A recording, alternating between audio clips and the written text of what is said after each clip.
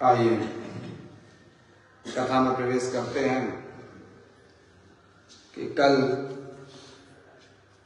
कहा कि श्री रामचंद्र जी को तुम्हारे समान कोई प्रिय नहीं है। कौन सराहना दे रहे हैं? निषाद राज जी भरत जी को समझा रहे हैं कि आप अपने ऊपर इन गलतियों का दोष मत लो, क्योंकि ये तो विधि का विधान है। ये सब राम जी कृपा से ही चल रहा है, तो अपने आप को इसमें दोष ना दो, क्योंकि तुम तो श्री राम जी के प्रिय हो। तनुकुल क्यों हर्ष सुनी बेनी वचन अनुकूल, भरत धन्य कही धन्य सुर हर्षित बरसई फूल। कहा कि त्रिवेणी जी के अनुकूल वचन सुनकर भरत जी का शरीर पुलकित हो गया, हृदय में हर्ष छा गया और भरत जी धन्य है कहकर देवता हर्षित होकर फूल बरसाने लगे। बोले भरत जी महाराज की जय। प्रमुदित तीरथ राज निवासी बेगान सकट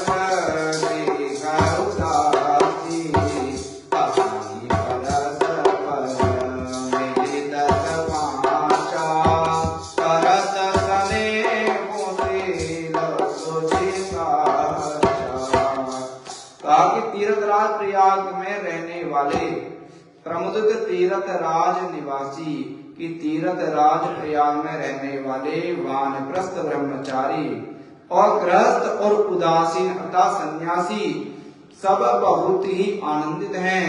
कहीं परस्पर मिली 10-5 और 10-5 मिलकर आपसे कहते हैं कि भरत जी का प्रेम और शील पवित्र और सच्चा है ना। तो प्रेम हमेशा क्या होना चाहिए? सच्चा होना चाहिए, है ना। किसी प्रेम करो तो सच्चा होकर करो, कोई छल कपट की भावना मत रखो, है ना। कभी धोखा देने की मत सोचो, है ना। प्रेम कोई सच्चा है जो छल कपट से रहित है। सुनत राम गुण राम सुआए बरकार मुनि वर पहिनाए, दंड प्रणाम करत मुनि देखे, मूरति मंत भाग्य निगले। श्री रामचंद्र जी के सुंदर गुण समूह को सुनते ही वे मुनि श्रेष्ठ भरद्वाज जी के पास आए और मुनि ने भरत जी को दंडवत प्रणाम करते देखा और उन्हें अपना मूर्तिवान सौभाग्य समझा। दाय उठाए लाए पुर लेने, देने अशेष कृतार्थ कीने।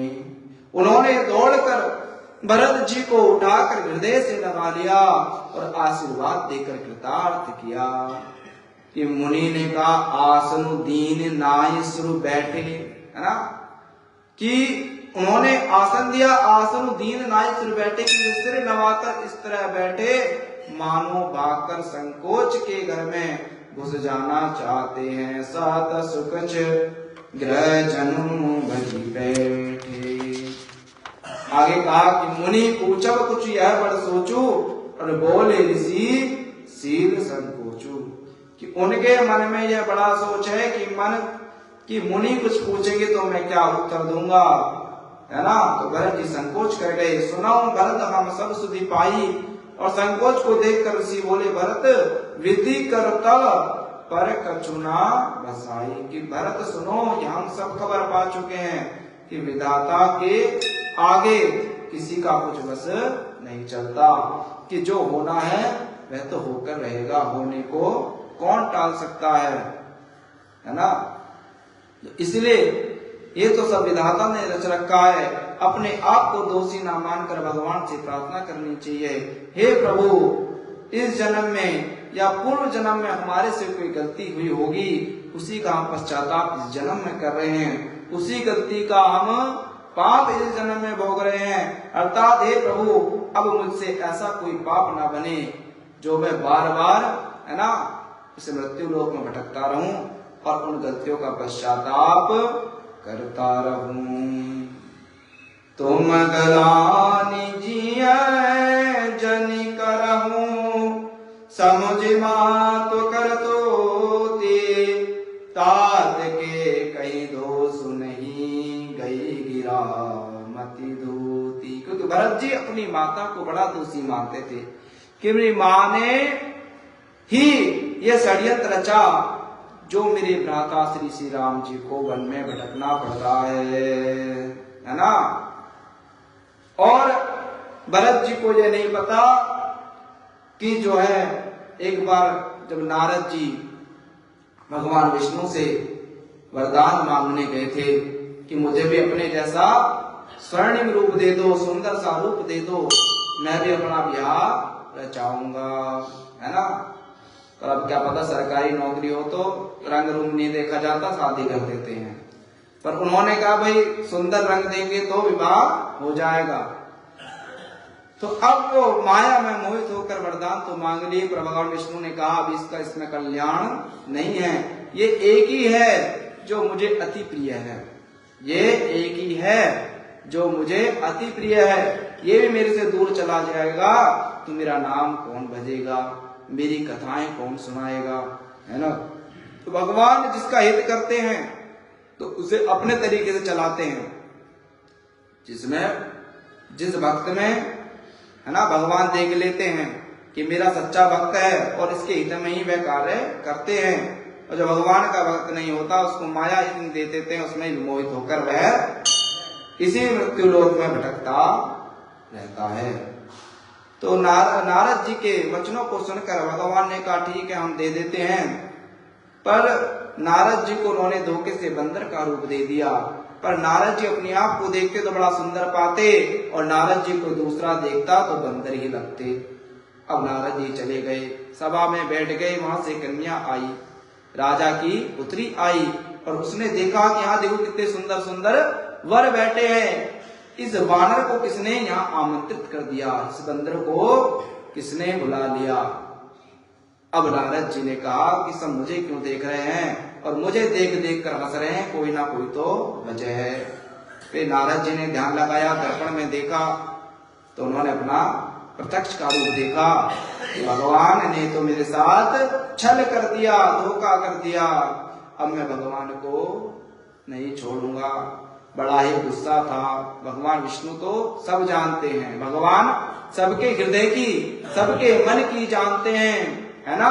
बिनु पद चलाए सुन बिनु काना, बिनु पद चलाए सुन बिनु काना, कर बिनु करम करे विधि नाना।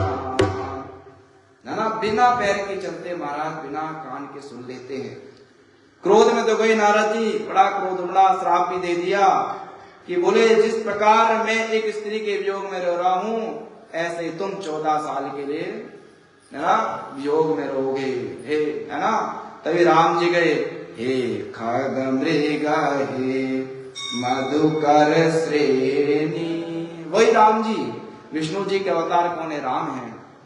और वही राम जी आजवन में, है ना, उस श्राप का पश्चाताप कर रहे हैं। हे खग मृग हे मधुकर श्रेणी, तुम देखे सीता मृग नैनी, तुम देखी सीता मृग नैनी। जिस प्रकार, है ना, तो इसलिए कहते हैं दुख का भोग तो सबको ही करना पड़ता है।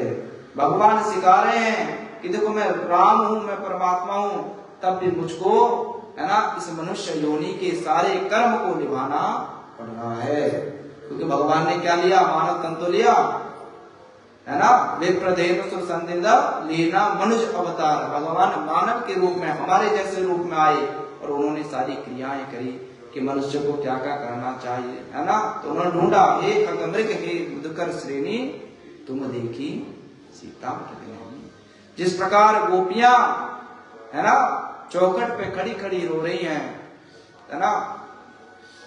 ठाकुर निकल से गए मैं ना लड़ी थी, नंद भवन के 10 दरवाजे। गोपी कहने लगी मैया यशोदा, वो कान्हा बड़ो प्यारो था और हमने तो कोई बात भी ना करी होते है, वो तो बड़ा ही है ना प्यारा था, हमने तो उससे लड़ा भी नहीं, ना झगड़ा ना कोई ऐसी बात हुई, हम तो जैसा कहता था वैसा हम करते थे, है ना। हमें खुश रखने के लिए, हमें पता है हमें खुश रखने के लिए मैं हमारे मटके को देखकर, छाछ भरे मटके को देखकर, मक्खन को देखकर नाचता था, हम तो उसको अपने बच्चे की तरह प्यार करते थे। नंद भवन के 10 दरवाजे, ना जाने कौन सी खिड़की खुली थी, मेरे ठाकुर निकस गए मैं ना लड़ी थी, मेरे ठाकुर निकस गए मैं ना लड़ी थी। ठाकुर ने कहाँ चले गए, सारे पहरेदार हर हर खिड़की में खड़े थे, सब देख रहे थे, ना जाने कहाँ चले गए। तो इसलिए कहा, भरद्वाज जी कहते हैं, माता की करतूत को समझकर ये याद करके तुम हृदय में ग्लानि मत करो, हे तात केकई का कोई दोष नहीं है, उसकी बुद्धि तो सरस्वती जी ने बिगाड़ दी थी। बिगाड़ी क्यों थी? वो इसलिए बिगाड़ी थी, अगर राम जीवन में ना जाते तो वह सबरी, वह अहिल्या कैसे पार पाती, है ना, उन्हें भी दर्शन करने थे, इसलिए तो ये सब हुआ। कहत बल कहाई न को, लोक वेद बुध सम्मत दो। यह कहते भी कोई भला ना कहेगा, क्योंकि लोक और वेद दोनों ही विद्वानों के माने हैं कि तात तुम्हारे निर्मल सुगाई, पाए लोक वेद बढ़ाई, कि हे तात तुम्हारा निर्मल यश गाकर तो लोक और वेद दोनों बढ़ाई पावेंगे। कि कहेंगे हमने भाई तो देखे, भाइयों की कथा भी बहुत सुनी, पर भरत जैसा भाई हमने कहीं नहीं देखा है, ना कभी सुना। इसलिए लोक वेद सम्मत सब कहेंगी, और जे पितु दे राध सो लहेंगी। यह लोक और वेद दोनों को माने हैं, और सब यही कहते हैं कि पिता जिसको राज्य दे वही पाता है ना, पिता जिसको संपत्ति दे वही पाएगा, चाहे उसके कितने भी बेटे हों। एक पिता के विपुल कुमारा। आगे का, राहु सत्रवत तुम्हें बुलाई, देत राज सुख धर्म बढ़ाई। राजा सत्रवती थे, तुमको बुलाकर राज देते तो सुख मिलता, धर्म रहता और बढ़ाई होती। राम गवनु बन अनरत मूला, जो सुनि सकला विसवै सूला। कि सारे अनर्थ की जड़ तो श्री राम जी, रामचंद्र जी के वन का क्या है, वन गमन है, कि जिसे सुनकर सब संसार को पीड़ा हुई। जो भावी बस रानी अयानी, करी कुचाली अतहु पछतानी। तो कह रहे कि वैसे राम जी का वन गमन भी भावीवश हुआ, बेसमझ रानी तो भावीवश कुचाल करके अंत में पछताई। ताऊ तुम्हार अल्प अपराधो, कहे सो अदम अयान असाधु। कि उसमें भी तुम्हारा कोई तनिक सा भी अपराध कहे तो वह अधम, अज्ञानी और असाधु है। यदि तुम राज्य करते तो तुम्हें दोष ना होता। राम ही होत संतोषी, सुनकर श्री रामचंद्र जी को भी संतोषी होता। अब अति किन्हु भरत बल, तुम्हि उचित मत एहो, सकल सुमंगल मूल जग रघुपर चरण स्नेह। हे भरत, अब तो तुमने बहुत ही अच्छा किया, जो हिम्मत तुम्हारे लिए उचित था। श्री रामचंद्र जी के चरणों में प्रेम होना ही संसार में समस्त सुंदर मंगलों का मूल है। और क्या कहा कि सो तुम्हार धनु जीवन प्राणा, भूरि भाग को तुम ही समाना। कि सो वह श्री रामचंद्र जी के चरणों का प्रेम तो तुम्हारा धन, जीवन और प्राणी है, कि तुम्हारे समान बड़भागी कौन है।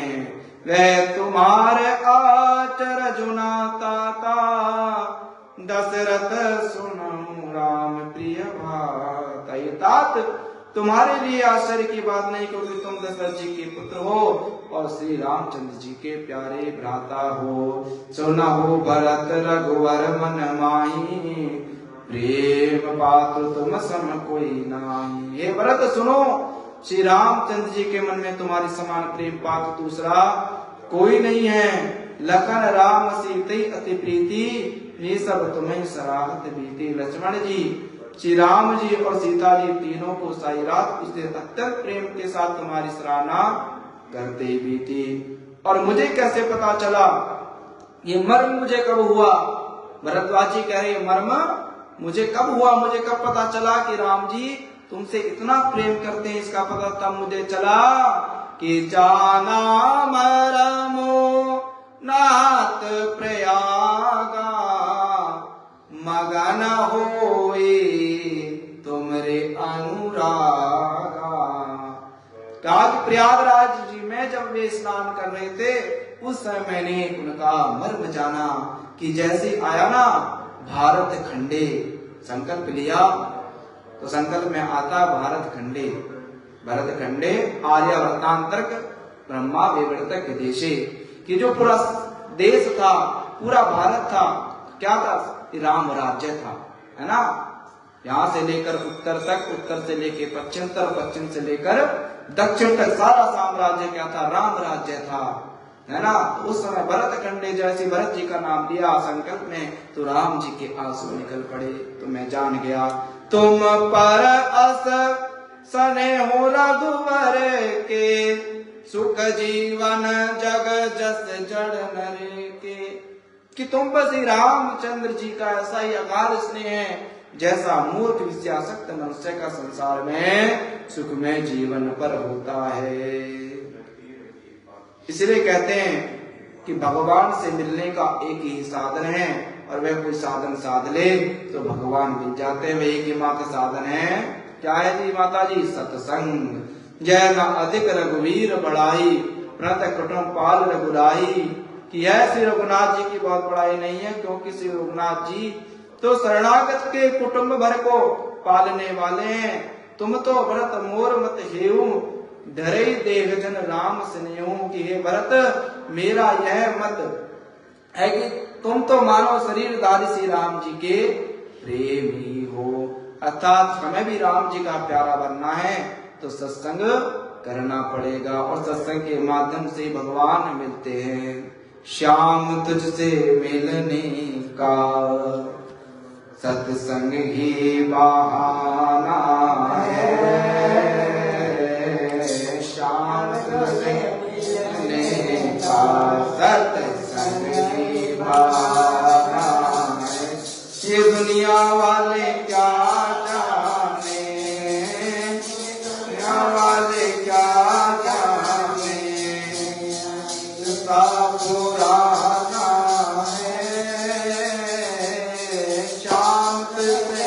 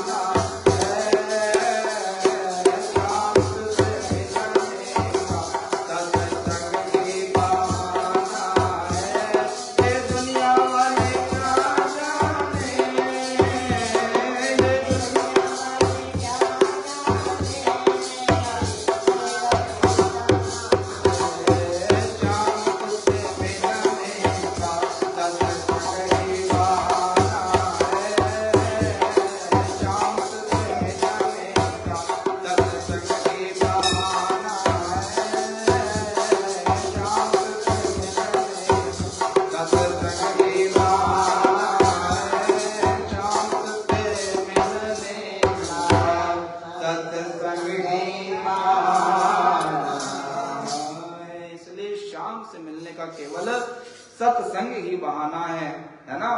सत्संग का बहाना करके, है ना, हम भगवान से मिल सकते हैं, है ना। और छुट्टी मारने का बहाना हो तो कुछ भी बना सकते हैं, भैया पेट में दर्द था, है ना। अपना जो पुत्र है अगर वो छुट्टी मारनी होगी तो कहेगा पिताजी आज मेरे पेट में दर्द है, आज मैं नहीं जाऊंगा। तो उसने क्या करा, बहाना ही तो बनाया और छुट्टी लग गई। तो छुट्टी लग गई, वहां तो नुकसान हो गया, काम छूट गया झूठ में, पर यहाँ तो फायदा ही फायदा है।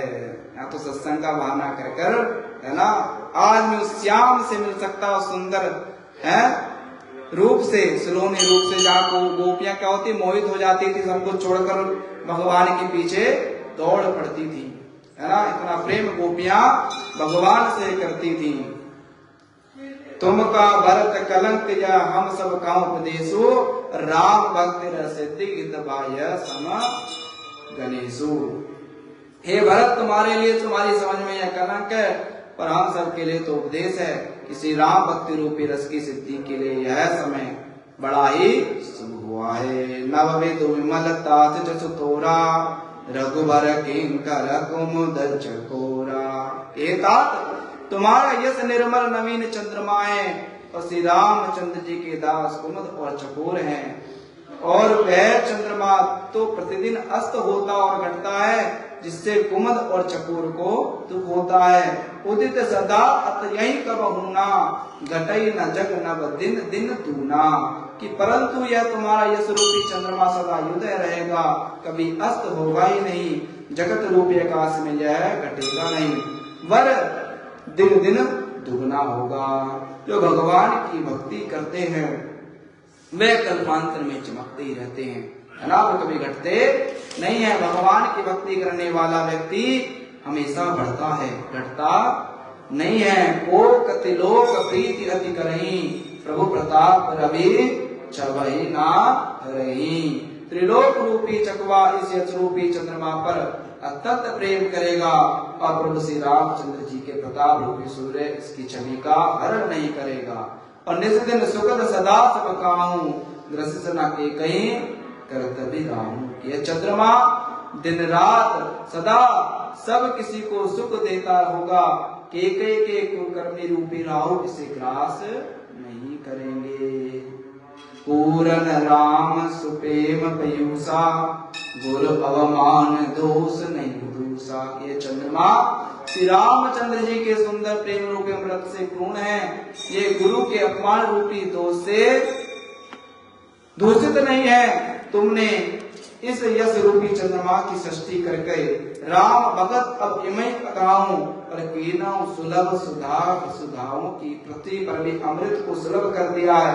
श्री राम जी के भगत इस अमृत से तृप्त हो रहे। भूप बगैर सुरसरी आनी, सुमृत सकल सुमंगल खानी। राजा भागीरथ गंगा जी को लाए, और जिन गंगा जी का स्मरण ही संपूर्ण सुंदर मंगलों की कहान है, कि दशरथ जी के सगुण समूह का तो वर्णन नहीं किया जा सकता। अधिक क्या जिनकी बराबरी, अधिक कहा जी सम जग नाई, कि जिनकी बराबरी का जो है जगत में कोई दूसरा है नहीं, है ना। इनकी बराबरी का कोई दूसरा है नहीं। इसलिए उन्होंने भरत को सराहना दी के, भरत तुम दुखी ना हो, तुम तो बड़े ही राम जी के प्रेमी हो और बड़े ही भक्त हो। हम तो तुम्हारे जैसा भाई देखकर गदगद हो गए, है ना। और आने वाले समय में ऐसे भाई देखने को नहीं मिलेंगे, ना ऐसी कोई कथा सुनने को रह जाएगी कि भाई में भाई का कितना प्रेम था, है ना। तो इसलिए कहा गया कि जब वशिष्ठ जी भी कहते हैं कि हे माता तुम दुखी ना हो, सुनु जननी सोई सुत बड़ भागी, है ना। तुम्हारे जो सुत हैं बड़े अच्छे हो और तुम बड़ भागी हो कि तुम्हें ऐसे पुत्र मिले, है ना। सुन जननी सोई सुत बड़ भागी, जे पितु मातु वचन अनुरागी। तनय मातु पितु तो सनिहारा, दुर्लभ जननी सकल संसारा। कि हे माता, ये तुम्हारे पुत्र तुम इतने बड़ा भाग्य हो कि तुम्हारे जो पुत्र है ना तुमसे तो प्रेम करते करते हैं, पर तुम्हारे वचनों से ही बड़ा प्रेम करते हैं, तुम्हारी आज्ञा का पालन करते हैं। और मैं ये कहता हूँ तने माता पिता तो से निहारा कि आने वाले समय में ऐसे पुत्र मिलना मुश्किल होंगे जो अपने माता पिता के वचनों में अनुराग रखने वाले होंगे, अपने वचनों का पालन करने वाले होंगे, है ना। तो एक माँ होती है जो अपने पुत्रों से बहुत ही प्रेम करती है। पुत्रो जायेता क्वचिदपि कुमाता न भवति। पुत्र को पुत्र हो सकता पर माता कुमाता नहीं हो सकती, है ना। माता कुमाता नहीं हो सकती, है ना। पुत्र का पुत्र सुने है माता, माता सुनी कुमाता, है नहीं। ये दिल वाली पाल की चल तेनु माँ बिठानाए, दिल वाली पाल की चल तेनु माँ बिठानाए, चल मेरे नाल तेनु घर लेके जाना है, दिल वाली पाल की चल तेनु माँ बिठाना है, दिल वाली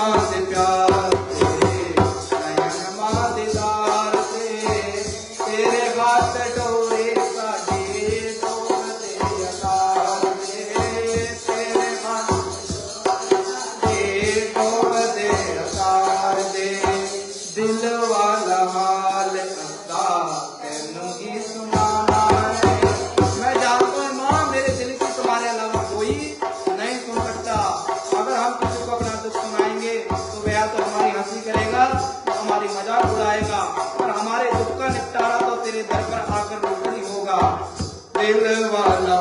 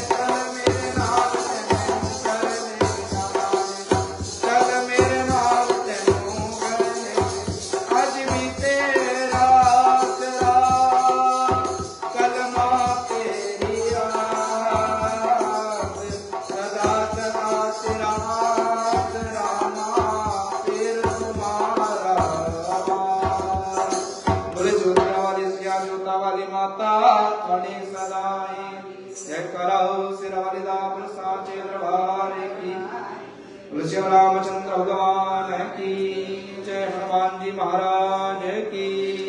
पूज्यपा श्री गोस्वामी तुलसीदास जी महाराज की। आज की कथा को विश्राम देकर आज का पंचांग श्रवण करेंगे।